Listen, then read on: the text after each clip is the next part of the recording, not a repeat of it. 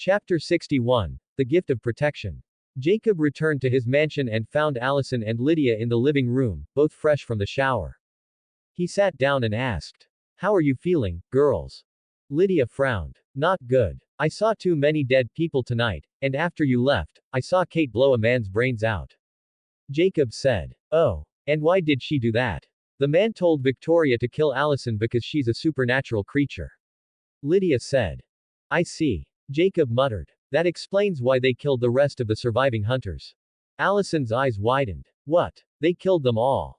"Yeah." Jacob nodded. "When I took your dad back to your mom, I saw that she and Kate executed the survivors. Probably to keep your identity as a shapeshifter secret." Allison narrowed her eyes. "And what exactly did you do to my dad?" Jacob remembered what he did to Chris and smirked. "Nothing much. We just talked. Maybe I roughed him up a little, but he's fine and everything is good between us now." Allison sighed. "As long as he's fine, I guess." "All right, look at the bright side," Jacob said, leaning back with a grin. "Now everything is out in the open. They know that you are supernatural, and they know that you are my mate. So in my opinion, what happened tonight is a good thing." Allison sighed, letting go of all the anger and disappointment against her parents, and smiled softly. "I guess you were right." Lydia looked between them in disbelief. "Are you too serious? People tried to kill us tonight, and we killed them. There's no bright side to that." Jacob turned to her, his expression firm. "Lydia, would you rather one of us had died instead?" Her face paled. "Of course not. Then don't overthink it. We don't harm innocents, but if someone comes to kill us, we won't show them mercy." "He's right," Allison added gently. "Those men opened fire on us. They got what they deserved. And don't forget the evil hunter's memory Jay showed us. If we don't protect ourselves, we will end up worse than just dead." Lydia sighed. "I know. All right then," Jacob said, standing. "Let's stop talking about depressing things." He scooped Lydia into his arms, kissed her, and said, "Let's have dinner. I'm sure Cogman's finished cooking by now." The three of them headed to the kitchen, ate together, and later went upstairs. Jacob looked at them with a playful smirk. "So, which one of you is spending the night with me tonight?" Lydia groaned. "I don't feel like doing anything, but I don't want to sleep alone either." Allison smiled. "Then go to Jay's room. We'll join you in an hour or two. I'm going back downstairs to talk to Cogman. You can call me when you are done." Lydia said. "If I stay alone, I will start remembering those guys with their brains coming out of their heads." She kissed Jacob softly and left. Jacob then lifted Allison into his arms. "So, did you choose a room?" "The one where you gave me the potion," she said with a small smile. "That'll be mine." Jacob carried her there, closed the door behind them, they lost their clothes, and had fun together. After 2 hours, Jacob and Allison took a shower, then called Lydia. The three of them ended up in Jacob's room, falling asleep in each other's arms. The next morning, Jacob woke to find Allison and Lydia cuddled up on either side of him, sleeping peacefully. A smirk tugged at his lips. System, sign in. Daily sign in successful. Rewards obtained. Random underwear collection. Today's belongs to Elsa Frozen. Hand grenade times 10. Lobster roll times 50. Jacob sighed. Again with the perverted rewards, but hey, the Nami collection was new. If this one's new too, maybe I'll just hand it to Allison. The grenades are useful, and I love lobster rolls. Another screen popped up. Reminder. Host still has a sign-in available. Monthly sign-in. Does the host want to sign in now, or leave it for later? Oh. It has been a month already. Sign in. Monthly sign-in successful. Rewards obtained. True Dragon's Blood Essence. A drop of pure power from an ancient dragon. When consumed, it strengthens your connection to your draconic heritage and permanently expands your magical reserves. Deadpool Healing Factor. Grants extreme rapid healing and regeneration. Heals severe injuries in seconds and regrows lost organs, limbs in minutes. The ability grows stronger with the host. At high levels, regeneration from a single cell may be possible. Immune to diseases and toxins. Note. You can still be killed with magic and curses, so host should be careful until immune to magic. Quen Sign Scroll times 10. The Witcher. After learning the ability, the user can create a powerful protective energy bubble shield around themselves. The shield can protect the user from sonic waves, physical attacks, energy attacks, and magical attacks, and it can even reflect attacks back to the attacker. Multiple users can combine shields to form stronger barriers to protect themselves or trap someone inside the barrier. Note: the energy shield's strength and duration depend on the user's magical energy reserves. Jacob's eyes widened, he couldn't help himself after he read the rewards and shouted. Yes. Before he realized he wasn't alone. He looked over at Allison and Lydia to find them both awake and staring at him. What's wrong with you, idiot? Allison asked, rubbing her eyes. You were spacing out when I woke up, then suddenly shouted, yes. What's going on? You were awake? Jacob asked, a little surprised. Lydia groaned. Yeah, we both were. But you were staring into the void, too lost in your thoughts to notice. Jacob's mind raced. I don't know if they believed me when I told them about my supernatural, crazy doctor who comes up with all the potions and other stuff. They'll start asking questions and maybe ask me to introduce them to him if I keep pulling new items and abilities out of nowhere. The whole, crazy supernatural doctor, excuse won't hold forever, I should find a better excuse. Allison brought him out of his thoughts. You're spacing out again. Jacob came back to his senses. He untangled himself from their embrace. Sitting up, he rubbed the back of his neck. There's something I need to tell you. The girls sat up, exchanging a glance. Allison arched a brow. What is it? Did you find another girl and want to tell us about her? Jacob blinked. What? I wish. Seeing them both glaring at him, he quickly corrected himself. I mean, no. I didn't find any other girl. Then what do you want to talk about? Why do you look serious and guilty at the same time? Lydia asked. Jacob smiled sheepishly. Remember that supernatural crazy doctor or scientist, or whatever I told you he was. Allison said. Yeah, we know he's fake. Jacob froze. He's FA. Wait, what? He looked between the two of them, utterly baffled. You knew. Lydia shrugged. Not for sure, but we suspected. Only idiots like Scott and Styles would believe someone sold you spatial rings and Cogman's summoning scroll. If he was a crazy scientist like you said, he would definitely not sell you the scroll, he'd use it himself. He looked at Lydia and said. It was you who doubted my fake scientist friend. Lydia smiled. Yes. Jacob pulled a face at her. Smart people are stupid. Lydia tilted her head. What does that even mean? It means no one likes a smartass. Jacob retorted. Allison narrowed her eyes. And how exactly do you know it was Lydia who doubted your little scientist friend? Jacob looked at Allison and laughed like a stupid hyena trying to steal a meal from a male lion, unaware it was just signing its death warrant. Come on, love, we both know it wasn't you. You couldn't even recognize a werewolf. You thought it was a bear, even though it had a wolf's head.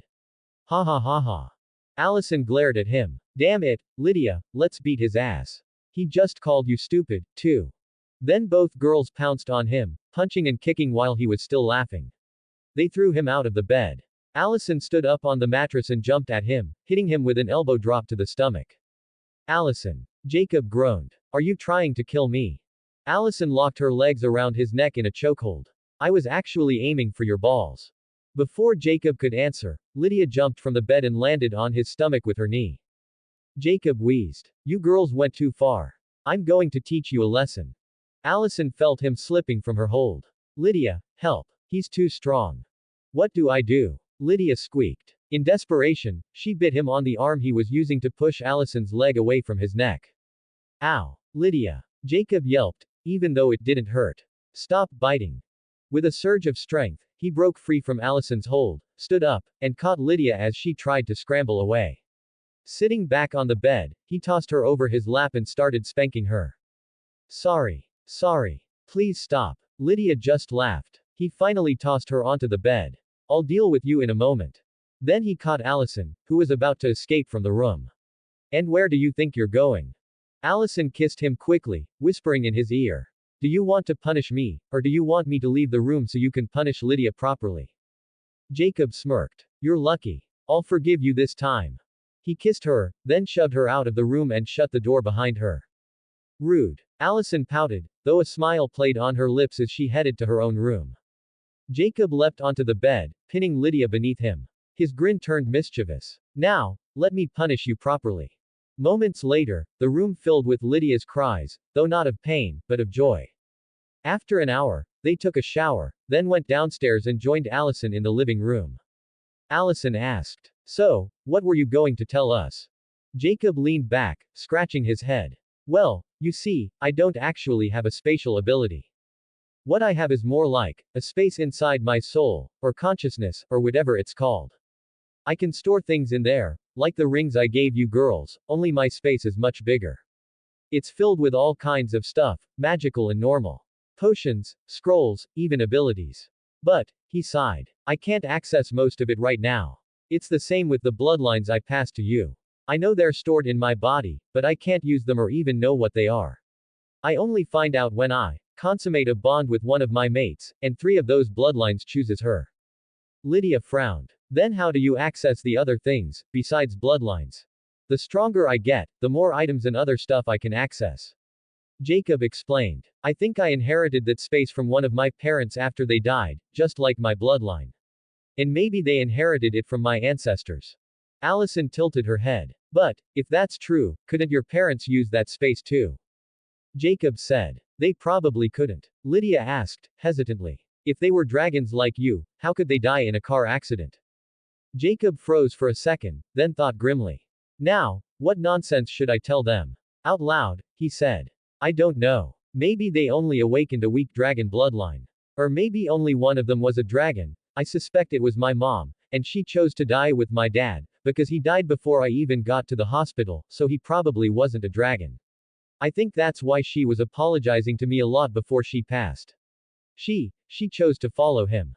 Sorry, Mom, Dad, I'm really shameless. Jacob thought bitterly. Lydia looked down. Sorry for bringing that up.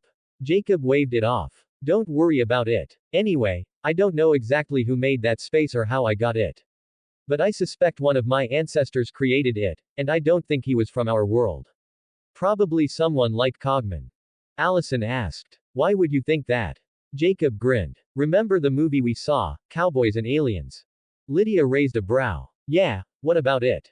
Do you remember the wrist blaster Jake was wearing? Both girls nodded, and Jacob activated the bracelet on his arm. It shifted and transformed into a weapon. This is it. A little modified, but basically the same.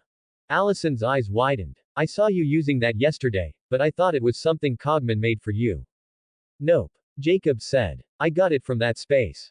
I also got some senzu beans, they're healing beans from an anime called Dragon Ball. I even got Captain Jack Sparrow's jar of dirt. Allison blinked. Wait, isn't that thing useless? Or, does it actually have Davy Jones's heart in it? Lydia's eyes sparkled. Is it still beating? Show us. Jacob deadpanned, holding up the jar. No. It's literally just dirt. Allison groaned in disappointment. Why would your ancestor keep something useless like that? And why would you need to get stronger to access it? Jacob shrugged. No idea. I've gotten a lot of other useless stuff too. Even, perverted stuff. Got rid of those right away. Lydia leaned back, thoughtful. So that ancestor of yours visited a lot of worlds. Jacob nodded. Yeah, which means maybe one day, we can visit other worlds too. But for now, let's not think too much about things we don't understand, and let's keep this between us, okay? Don't tell Scott or Styles. Let them keep believing I get my stuff from my fake scientist friend. Both girls grinned and said in unison. All right. Jacob smirked. Now, let me show you why I was so excited this morning. He reached into his pocket dimension and pulled out 3 scrolls. I got 10 of these when I woke up. He said, handing 2 of them to Allison and Lydia. Allison turned hers over curiously.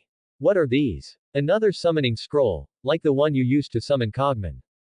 Jacob shook his head. No. These are different. They'll let us learn a magical defense ability called the Quen sign. Lydia's eyes lit up. So, how do we use it?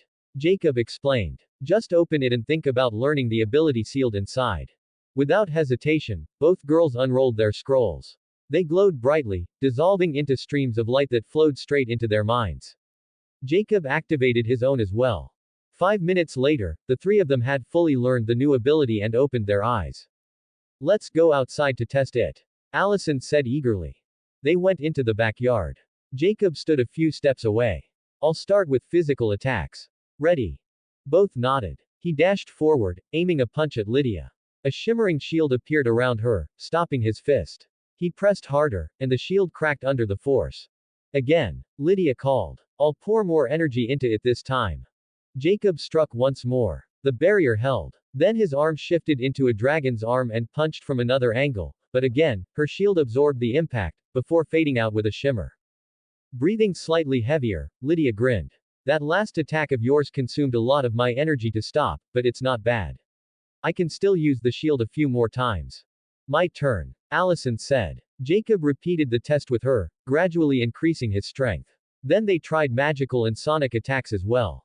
The energy shield even managed to bounce attacks back. All three of them were very satisfied with its performance. Chapter 62. Jacob's powers grow. When Jacob and the girls finished testing the energy shield, Cogman appeared and called them for breakfast. Jacob stayed behind, sitting on the grass. Go ahead, girls. I got a little stronger this morning, and I want to see what changed in my body. Allison and Lydia nodded, not bothering him, and went inside the mansion, still talking excitedly about their new ability. Once they were gone, Jacob smirked. Now, let's use the rewards I've been waiting for. System, merge the Deadpool healing factor into my body. He commanded in his mind. Are you sure, host? Wait, are there any side effects? Like, will my face turn ugly or something? No, host. There are no side effects. Then merge it. Please brace for the pain. The merging will be complete after 10 minutes. Wait, what pie? Before he could finish the thought, agony ripped through him. Every cell in his body tore apart and reconstructed. Jacob bit his lip hard, enduring the torment in silence. 10 minutes later, it finally ended. His clothes were drenched in sweat, but the vitality surging through his body was unmistakable. That pain was worth it. He thought with a grin. Now I'm nearly impossible to kill. Even if I can't win a fight, I'll survive to take revenge. He pulled the true dragon's blood essence from his pocket dimension and drank it. This time, there was no pain, just a warm, comfortable feeling that spread through his body and lasted for about a minute. Jacob clenched his fist, feeling the raw strength coursing through him. I'm so much stronger than before. Let's shift and see what's changed. He took off his hoodie and began to shift. Black scales covered his entire body except his face, which only had a few scales on his cheeks. His eyes glowed golden, his ears became pointed, and 2 dragon horns emerged from his head. But the change didn't stop there. His body grew taller, from 1.8 meters to 2.2 meters, and became bulkier. 2 powerful black dragon wings burst from his back, and a scaled dragon tail unfurled behind him. Jacob was pleasantly surprised by the sheer power he felt in this form. I feel incredibly strong, like, really strong. I thought having a tail would be awkward, but it feels just like an extra limb. I can control it with ease. But more importantly, I finally have wings. Let's try to fly. With a powerful beat, he launched skyward, a shockwave blasting the ground where he stood. In moments he was soaring high above the Beacon Hills Preserve, wind rushing past him at exhilarating speed. Yeehaw! Jacob shouted with unrestrained joy, streaking through the sky. I feel so free. He broke through the clouds, flying above them in the bright morning sun. Taking a deep breath, he unleashed his fire. A massive funnel of flame roared from his jaws, stretching more than 200 meters before fading away. Jacob laughed. Now that's what you call a fire breath. And my fire has changed, too, it's much hotter than before. Now, let's try my lightning breath. He opened his mouth. A crackling ball of lightning formed, first the size of a basketball, then swelling until it was 5 times larger. With a mighty roar, Jacob unleashed the lightning breath. Unlike before, when the lightning sphere simply shot forward, this time a thick beam of lightning blasted out while the ball remained at his mouth, shrinking with each second. The beam carved through the clouds, traveling so far that Jacob couldn't even see its end before it finally faded away. The glowing ball in front of his mouth finally dissipated, leaving the air tingling with static. Jacob's grin widened. That was incredibly strong, this is true dragon power. He thought. Now, I wonder what kind of breath my earth element gives me. Maybe that drop of dragon blood awakened something new. System, show me my status. Status. Name. Jacob Alexander, 16 years old. Species. Human, dragon. Abilities. 1. Pyrokinesis. 2. Electrokinesis. 3. Geokinesis. 4. Magmakinesis. 5. Fire and electricity immunity. 6. Standard shifter abilities. 7. Poison immunity. 8. Passive charm. 9. Dragonborn shout Fus Ro Da Skyrim. 10. Dragon fire, lightning, lava breath. 11. Storm call, Skyrim. 12. The Quen sign, The Witcher. Weapons and items. Banana peel, Mario Kart, defective lightsaber, defective invisibility cloak, Excalibur knockoff, the Joker's laughing bomb times 20, a can of Popeye's spinach, Mirakuru, arrow, DC Comics times 7. Senzu Beans times 3. Expired Senzu Beans times 8. Spatial Ring times 8. Memory Neuralizer, Men in Black Replica Katana Shisui, One Piece Glock 45, S&W 500 Revolver, Alien Wrist Blaster, Cowboys and Aliens, Arc Reactor, MCU, Hand Grenades times 10, Quen Scroll times 7. Jacob's eyes lit up. Magmakinesis, Lava Breath. I definitely didn't have those yesterday. He closed his eyes and focused. A moment later, molten lava bubbled into existence above his palm, glowing red and hissing with heat. Cool. Jacob muttered, grinning. Now let's try the breath. He took a deep breath and, with a roar, unleashed his lava breath. A torrent of superheated molten rock shot from his mouth, traveling nearly 50 meters before splattering and raining down in a devastating shower of fire and stone. It's insanely powerful, Jacob thought. But damn, it eats more energy than fire and lightning combined. Still worth it. He turned and began flying home, diving below the clouds at incredible speed. But just as he was about to arrive at his mansion, he realized with a jolt that the lava hadn't disappeared. It was going to fall on the trees in the Beacon Hills Preserve and start a fire. He quickly flew back to the preserve, but he was already too late. Flames burned the trees, spreading fast. Damn it! He cursed, landing inside the inferno. With a sweep of his arms, he drew on his fire control, forcing the flames to die down. He manipulated the lava, solidifying it into hardened rock until the last ember faded away. He sighed in relief. I should be more careful next time. Just then, he caught the terrified heartbeat of something nearby. Jacob turned his golden eyes toward the sound and spotted a coyote with glowing blue eyes staring at him in sheer terror. A slow, wolfish grin spread across his face. Well, hello, beautiful. The coyote whimpered in fear and bolted away. With a powerful flap of his wings, Jacob caught up and scooped her into his scaled arms. She struggled wildly and bit his arm, but it was like trying to bite stone.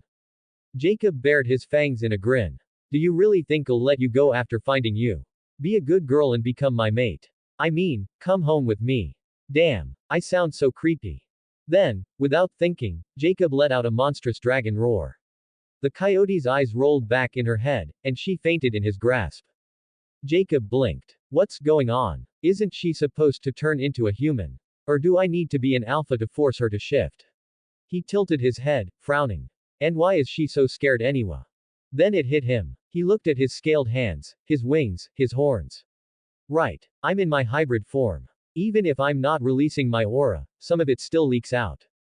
He chuckled, scratching the back of his head. Oops. I almost scared my future wife to death. His grin widened. But this works too. I'll take her home like this, let the girls get used to her, and let her get used to us. There's no rush. Jacob carried Malia in his arms and flew back home. He landed in the mansion still in his hybrid form, wings folded tightly behind him, and walked into the kitchen. Inside, Allison and Lydia were already done with breakfast, giggling as they tested out the new phones Cogman had built for them. Both girls froze when they saw him. Their eyes widened, and in seconds they were circling him, touching his wings and the scales along his arms. Can you fly? Lydia asked in awe. Yes. Jacob said with a grin. I just came back from my first flight. Allison smiled. Then you have to take me flying. Me too. Lydia chimed in. I'll take you both after school.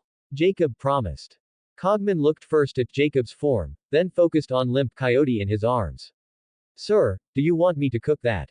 I doubt it will taste very good, but.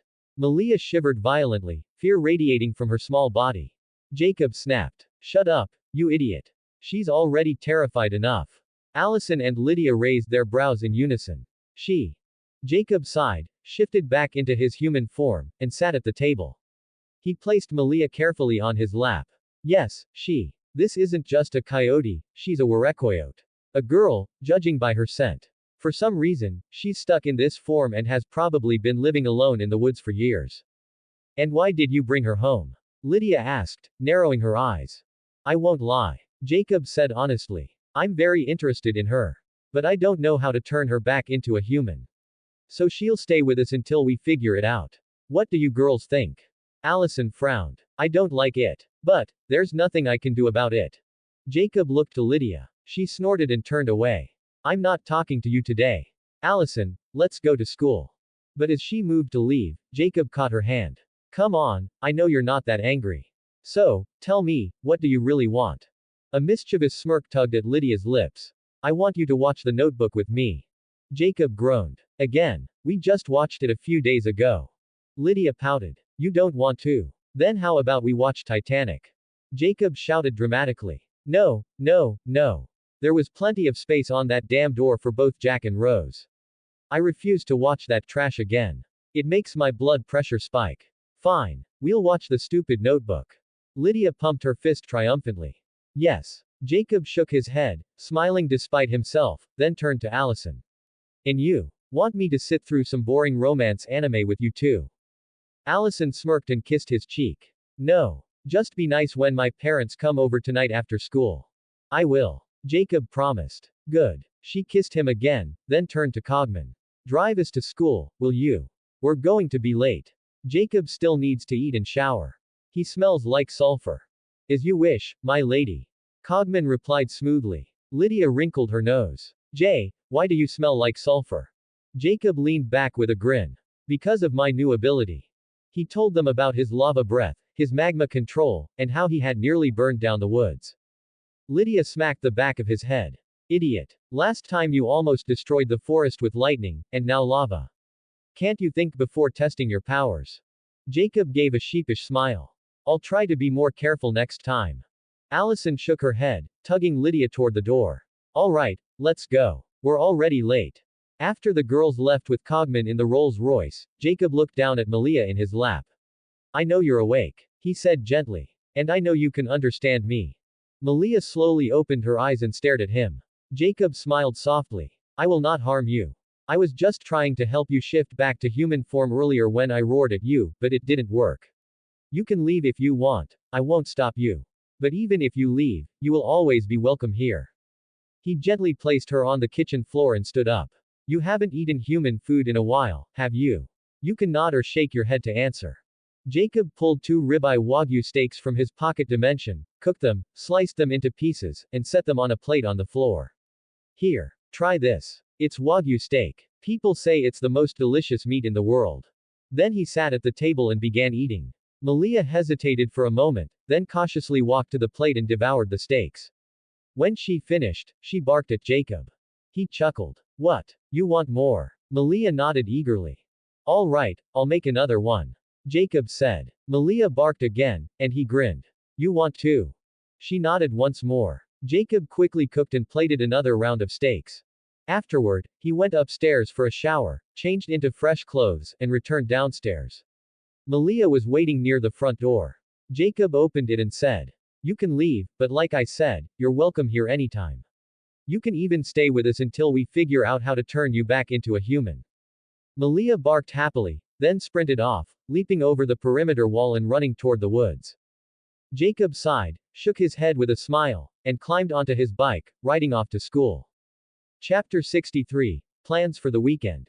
Jacob was in the school cafeteria having lunch with Allison, Lydia, Stiles, and Scott. Stiles leaned in, lowering his voice. The cops found 2 dead bodies yesterday. I was with my dad at the crime scene and saw them. It was gruesome. Allison frowned. How did they die? They were torn apart. Stiles said grimly. Claw marks and bites were all over the bodies. They were both dismembered and cut in half. It was a total horror show. Jacob raised a brow. Was it Peter? Scott nodded. Yeah, we asked Derek. He said it was him. Stiles added. According to Derek, after you and Lydia beat Peter up, he's in full enrage mode. Derek said Peter seemed to have lost control yesterday. He attacked Derek and almost killed him before taking off. When Derek tracked him, he found him killing those 2 people. Jacob snorted. That bastard didn't lose control at all. He was just reminding Derek who the Alpha is. If he really lost control, it wouldn't just be 2 bodies, it'd be a massacre. Those 2 were probably targeted. Allison nodded. Exactly. An Alpha who loses control can cause a massacre, not just 2 deaths. So, like Jay said, Peter was just acting like he lost control, and those 2 dead guys were probably connected to the Hale family fire. You're right. Stiles said. I checked. Both were tied to the Hale fire. Lydia tilted her head. Wait, is Peter even healed yet? Jay almost burned him to death 2 nights ago. Scott answered. Derek said Peter isn't fully healed yet, but he's almost there. He should be completely healed by today. Jacob raised an eyebrow. Huh. I thought it would take him at least a week. Maybe next time I should cook him a little longer. Or just burn him to ash. Styles muttered. Really? Jacob asked, studying him. Do you want him dead? He's driving my dad insane. Styles snapped. When I woke up this morning, I found him asleep at his desk with a bottle of booze next to him. Jacob suggested. Maybe it's time to tell him the truth. Styles shook his head. Not yet. I don't want my dad going after Kate or an alpha werewolf. So let's wait until Peter and Kate are finished fighting and one of them dies. He glanced at Allison. No offense, but your aunt is a psycho. I wouldn't shed a tear if she dropped dead. Allison sighed but said nothing. Scott quickly changed the subject. By the way, Jackson came to me again this morning. He asked if I could help him become a werewolf, but he was polite this time. Jacob asked. And what did you say? I told him being a werewolf isn't all that great and walked off. Jacob shook his head. You're an idiot. What? Why? Scott asked. Jacob smirked. Jackson's rich, right? Yeah, Styles said. His parents are loaded. Then you should ask him to pay you to turn him. Jacob said simply. What? I can't do that. Scott protested. Jacob said. Why not? He wants to be a werewolf, so let him pay for it. You can earn some money from it, and he can get the bite. It's a win-win. Besides, even if you don't help him, he'll just go find Derek and ask him. Scott hesitated. But, I can't turn him. Styles rolled his eyes. Are you stupid? Of course you can't, but you can introduce him to Peter. Scott's eyes widened in understanding. Oh. Then, how much should I ask for? Jacob grinned. 10 grand. Any more and his parents might start asking questions. Scott stood up abruptly. Styles, let's go find him. If he agrees, I'll give you 1,000 to fix the Jeep. Only 1,000. Styles complained, standing up as well. Scott shrugged. I want to buy a car. 9,000 will barely be enough. But if there's any money left after I buy it, we'll split it. Styles grinned. Deal. Now let's go get our money. Jacob and the girls watched the two leave, amused smiles on their faces. Lydia leaned toward Jacob. So, where's your coyote girlfriend? Did you leave her at home? Jacob chuckled. She went back to the woods, and she's not my girlfriend yet. I don't even know if she's beautiful or not. What if she's old? I mean, I don't mind a 30-year-old, or even a beautiful 40-year-old, but what if she's like 60 or 70? Or what if she's ugly? Lydia snorted. You said you were interested in her this morning. She's probably our age. And probably beautiful too. Jacob shrugged. Anyway, we'll find out when she shifts back to her human form. Until then, I just hope you two treat her kindly. I don't know if she's going to be part of our family or not, but she must have gone through something traumatic to be stuck in that form. She must be so lonely, living in the woods by herself. So if she comes back, please be nice to her. Allison nodded. All right, we'll be nice to her. Then she narrowed her eyes. But about what you said regarding older women. Should I be worried about you going after Kate? Or even my mom? Jacob shook his head quickly. No. Kate is definitely attractive, but I don't really like her. And your mom. She's way too mean for my taste. So there's nothing to worry about. Internally, he scoffed. Victoria isn't attractive, she's just an old, mean lady. I was just being polite when I said she was too mean for my taste. You're sure? Allison pressed. Positive. I'll keep an eye on you anyway, pervert. Jacob just chuckled and shook his head. By the way, girls, Cogman and I are leaving town this weekend. Where are you going? Lydia asked. Jacob's smile turned wicked. Vegas. I have some business there. Allison saw his smirk and quickly understood. You're going to the auction we saw in the Harvester Hunter's Memories, aren't you? Jacob didn't deny it. Yes. I'm going to kill them all, destroy that place, and make some money while I'm at it. Instead of trying to talk him out of it, Allison said. Then you're taking me with you. Don't even try to say no. I can protect myself with the energy shield, and I can fight. Jacob studied her carefully. Are you sure? Whoever's running that auction will have strong subordinates. It's going to be dangerous.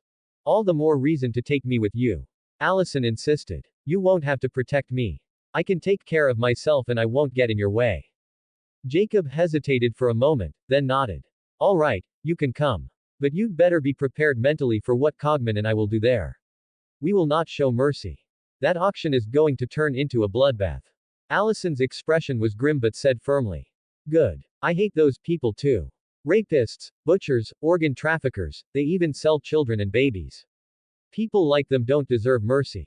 They don't deserve to live. I'll kill as many as I can. Lydia hesitated before finally saying, I want to go too. Jacob shook his head. No, you're not going. Not this time, at least. But, Lydia started. No buts. Jacob cut her off. You're not ready yet. You froze during the fight yesterday. Until you get used to killing, I won't take you to a dangerous place like that auction. Lydia lowered her gaze, disappointed, not at him, but at herself. She knew he was right, and she knew he was just trying to protect her. She looked down sadly at her plate and didn't say anything. Jacob sighed. All right, how about this? I'll take you with us to Vegas, but you'll stay in a hotel room while we deal with the auction. Once it's over, we can all have some fun before returning home. Her face brightened instantly. You're the best. And starting tomorrow, I'll train with Allison. I want to learn how to fight, and I'll need your help getting used to blood and killing. Jacob smirked. That's easy. There are plenty of nasty, evil supernatural creatures out there. We'll hunt some and let you finish them off. Allison raised a brow. If that's the case, why not just let her come with us to the auction?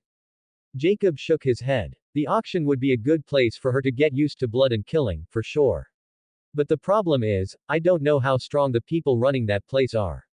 I don't want to risk taking her with us. I'll be too busy to protect her, and you can barely protect yourself. As for Cogman, he trailed off. I don't trust that psychopath to keep her safe. He's strong, but he'll probably be too busy enjoying himself slaughtering people. Lydia gave a small smile. It's okay. I'm not in a hurry to kill anyone. I was just sad that I couldn't go to Vegas with you guys. But since you said I can, I'm happy to just wait in the hotel room. You guys handle the auction. I'll take charge of finding fun things to do once you're done. Allison shook her head with a smile. All right then. Let's get back to class. After school, Jacob and the girls said goodbye to Scott and Styles, who were grinning like idiots after Jackson agreed to pay them in exchange for getting the bite. Then the girls left with Cogman in the Rolls-Royce, while Jacob hopped on his bike and rode home. When they all regrouped at the mansion, they gathered in the living room. Jacob leaned back on the couch. Cogman, you still haven't given me my phone. Ah, my apologies, sir. It quite slipped my mind. Cogman replied. I'll fetch it for you now. No rush. Jacob said. Did you make the masks I asked for? Indeed I did, sir. Do you need them now? No, I was just asking. What I need right now is food.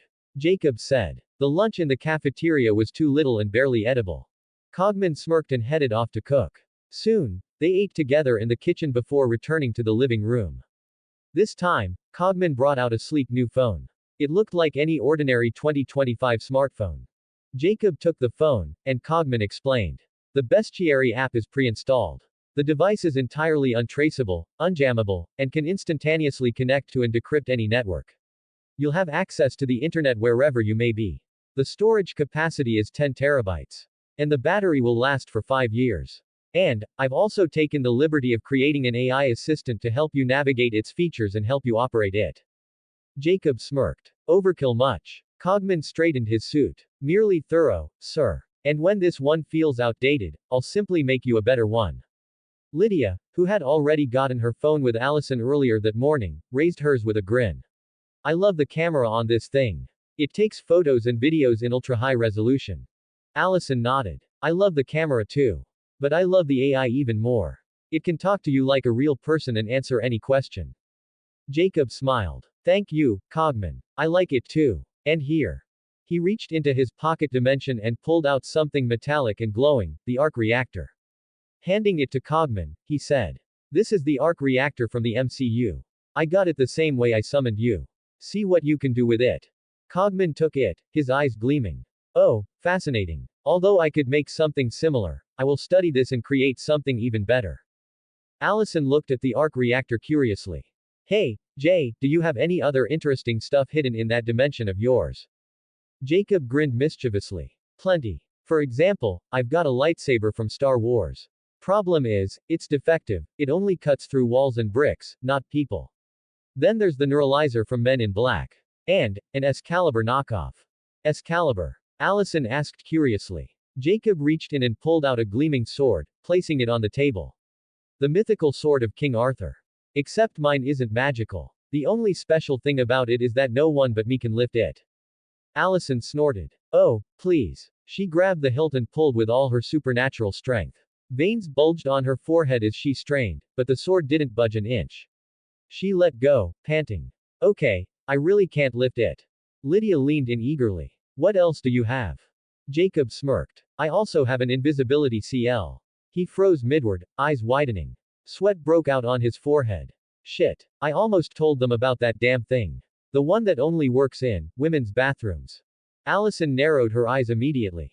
Invisibility what? And why are you sweating, you pervert? Jacob waved his hands quickly. I'm not sweating. Anyway. I think your parents are here. I can hear a car approaching the mansion. He turned sharply to Cogman. Hide the arc reactor. Then come with me to welcome our guests. Then Jacob hurried out of the room before the girls could ask more about the invisibility cloak, thinking to himself. I really need to learn how to shut my mouth.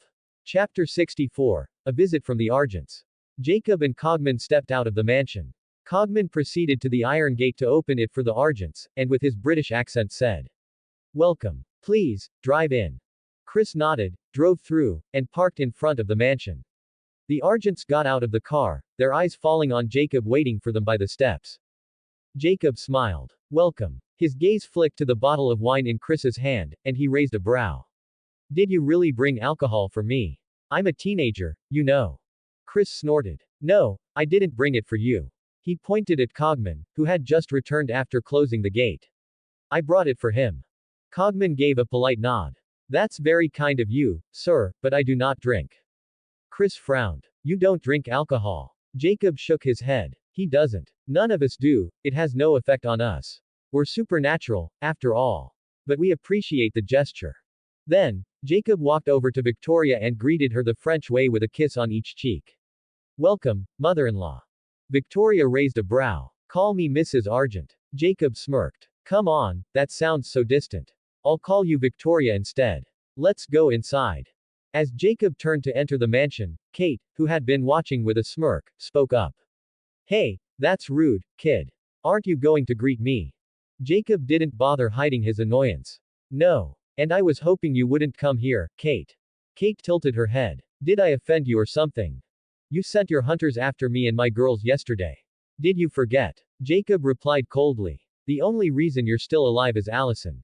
That wasn't my idea. Kate protested. Besides, we didn't order them to shoot you. We just asked them to make you lose control.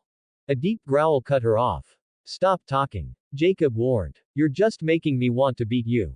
Cogman interjected calmly. Should I get rid of her, sir?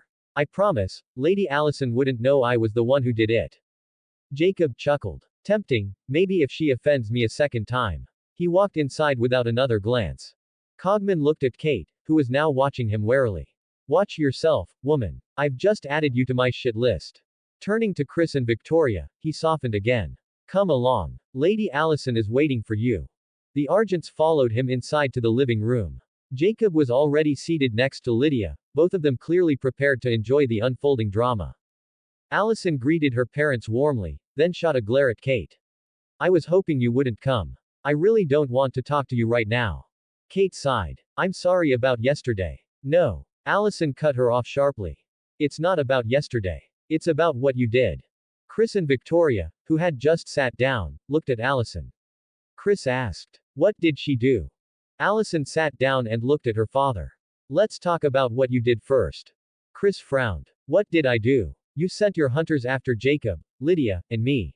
And you never told me you were a hunter. Chris explained. I didn't tell you we were hunters because I wanted you to have a normal childhood.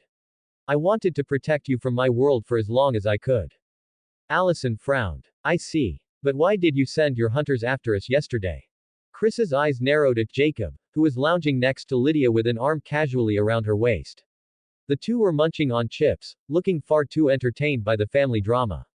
Chris said. Because I didn't want you to date that Mons. Jacob smirked and subtly gestured with his eyes toward his phone. Chris remembered the embarrassing fart video of himself and quickly changed his tone. Because I didn't want you to date Jacob. I didn't know the two of you shared a mating bond. Allison sighed. You could have just talked to me, Dad. I'm sorry, sweetheart. Chris said softly. I'll never do something stupid like that again. I'll try to get along with him. Allison smiled. That would be great. Then she turned to her mother. What about you, Mom? Victoria exhaled slowly. Honestly, I don't like that you're dating, married to a shapeshifter. But there's nothing I can do about it. And I don't like that you're a supernatural creature either. Allison's face fell. Do you hate me because I'm a? Never. Victoria cut her off firmly. I would never hate you, sweetheart. But can you tell me what kind of shapeshifter you are? Allison hesitated, glancing at Kate. Kate leaned forward, her voice unusually gentle. Come on, princess. Do you really think I'd hurt you? I admit I'm not a good person, but I love you more than anything. I'd rather die than hurt you. With a quiet sigh, Allison faced her parents again. I'm a wind fairy. She stood up and shifted into her fairy form. Her eyes glowed green, her ears elongated and became pointed, and her hair turned a dark green with freckles appearing beneath her eyes. A green aura surrounded her entire body. She raised her hand, summoning a swirl of emerald wind that filled the room with a gentle gust. Kate's eyes widened. Wow, you look gorgeous. I've read about fairies before, but this is the first time I've ever seen one. Allison turned to her mother. What do you think, Mom? Victoria's stern face softened into a smile. You look beautiful. And I'm glad you're not a werewolf. Chris leaned forward, still stunned. But, how? How did you become a fairy? Allison shifted back to normal and sat down. I can't tell you that. It's Jay's secret. Chris's jaw tightened. And what about him? What is he? Allison shook her head. I can't tell you that, either. You can ask him yourself. Chris let out a short, frustrated snort. I did. He didn't tell me. Allison replied calmly. All you need to know is that he's strong. Very strong. And dangerous. Victoria's gaze shifted to Lydia. And what about you? What are you? Lydia arched an eyebrow. You're a hunter. You saw me use my powers yesterday. You should be able to guess. Victoria shook her head. No. There are many creatures that use sound to attack. Lydia leaned back, her expression unreadable. Maybe I'll tell you when I trust you enough. Victoria turned her attention to Cogman, who was standing behind Jacob. And you? What are you? Cogman offered a polite smile. Me. I'm just a butler, madam. Now, if you'll excuse me, I need to go make some tea. With that, he strode elegantly to the kitchen. Chris looked at Allison. Can you tell us what Kate did? Allison's eyes hardened. She was the one who burned Talia Hale and her family. Victoria, who had already suspected as much, stayed composed. But Chris's face twisted in shock as he turned to his sister. Did you really do it, Kate? Kate sighed, almost bored. Yes, I did. Talia and her pack were monsters that needed to be put down. Talia Hale was the guardian of Beacon Hills. Allison said. She was a good alpha who protected the innocent and kept other supernaturals in check. But you didn't just kill her. You burned normal humans too, and even children. Kate chuckled coldly. I don't know who's been filling your head with lies, princess, but there's no such thing as a good werewolf. They're all monsters. As for the humans and children, that wasn't my intention. I was only trying to kill Talia and her pack. Jacob interjected. No one is filling Allison's head with lies. It's your head that's filled with hatred. He looked at Chris. You knew who Talia was, didn't you? You must have met her before. She was a peace-loving woman. Chris hesitated, then nodded. Yes, I knew her. I met her a few times with Gerard. She was a strong alpha, respected by many other alphas and their packs. Victoria, reluctantly, added. Although I hate werewolves, I'll admit, I respected that woman. Chris looked at Kate with profound disappointment. How could you break the code, Kate? You even killed children. Kate snapped. Don't look at me like that. I just did what I was told. It was the first time Gerard entrusted me with something like that. Chris froze. What? It was his order. Kate snorted. Of course it was his order. You don't really know who he is, do you, brother? Chris's face paled. I don't know what to say. How could he do something like that? He was the one who taught us the code. Jacob smirked darkly. That old bastard doesn't have a code. He'll do anything to get what he wants. And believe me, he'll use the three of you, and Allison, to achieve it. Chris glared at him. You seem to know a lot about him. Jacob leaned back casually. I do. I investigated him. Do you know Deucalion? Chris nodded grimly. Yes, we do. Allison frowned. Who's Deucalion? Jacob explained. Deucalion was once a peace-loving alpha werewolf. He tried to negotiate peace between werewolves and hunters, with Gerard. Talia Hale warned him Gerard couldn't be trusted, but he didn't listen. He met Gerard in an abandoned warehouse. Gerard, who wanted no peace, ambushed him. He killed Deucalion's betas, and even slaughtered his own hunters. He used a spiked mace made from werewolf claws to frame Deucalion, making it look like he had massacred everyone. Lydia, who was enjoying the story, asked, "What happened next?" Jacob continued. Gerard blinded Deucalion with flashbang arrows, but he didn't, or couldn't, kill him. After that, Deucalion, the peace-loving werewolf, turned into a ruthless monster. He's now known as the Demon Wolf, and all his pack members are alphas. He's the alpha of an alpha pack, and they say he's very strong. How do you know all this? Chris asked, bewildered. What Gerard told me was completely different from what you just said. Jacob shrugged. Believe me or not, that's up to you. But you'll find out who Gerard really is sooner or later. And just a heads up, if that monster provokes me, I'll show him no mercy. So when he comes here and hears about me and Allison, make sure he stays away from both of us if you want him to live longer. The kid is right. Kate said. Don't tell Gerard that Allison is a fairy. I don't trust him. He might try to hurt her or use her to get to Jacob. Before Chris could respond, Allison's eyes glowed bright green. Let him try. I'll kill him myself. It's not like I haven't killed before. Victoria's eyes widened. What? You've killed someone? Kate said. If you're talking about the hunters from yesterday, you didn't kill any of them. You hurt them badly, sure, but you didn't kill them. Allison's eyes returned to normal. I wasn't talking about them. I'm talking about a hunter group who called themselves the Harvesters. Chris's face darkened. Where did you meet those bastards? Allison answered. Jacob and I ran into them last week in the woods.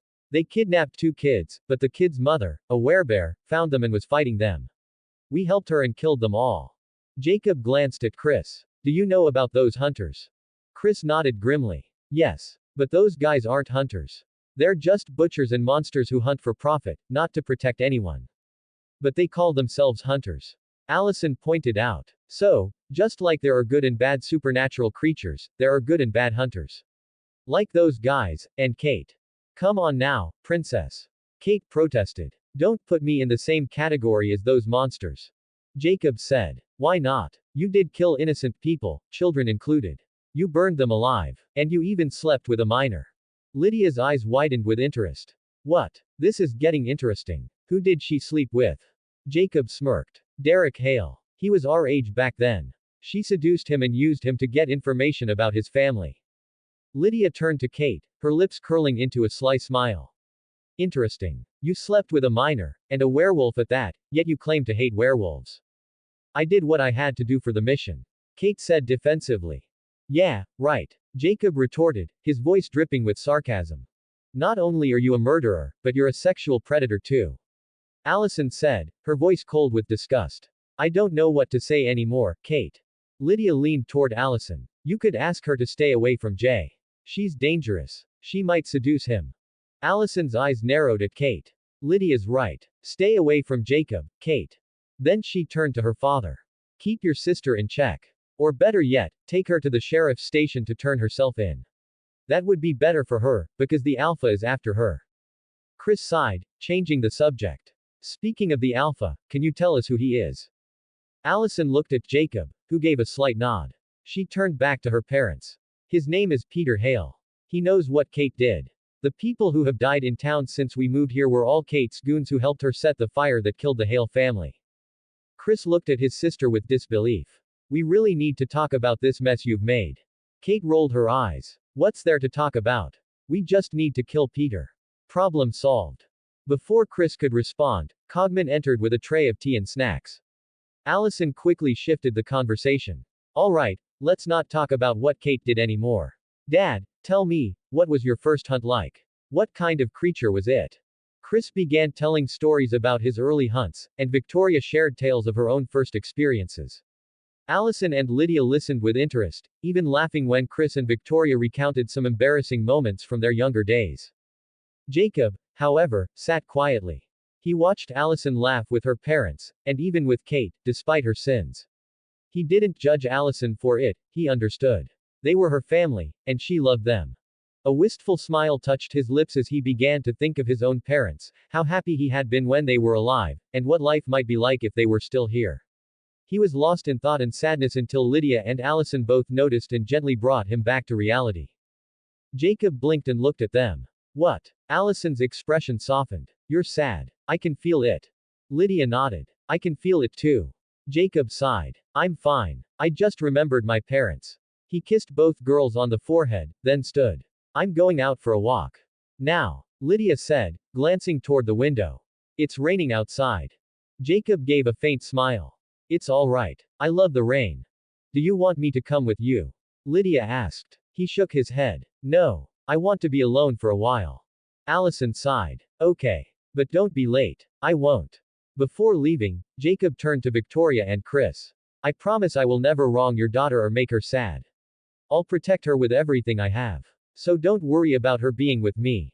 I hope, one day, you'll accept me as your son-in-law, or at least, let's try to get along for her sake.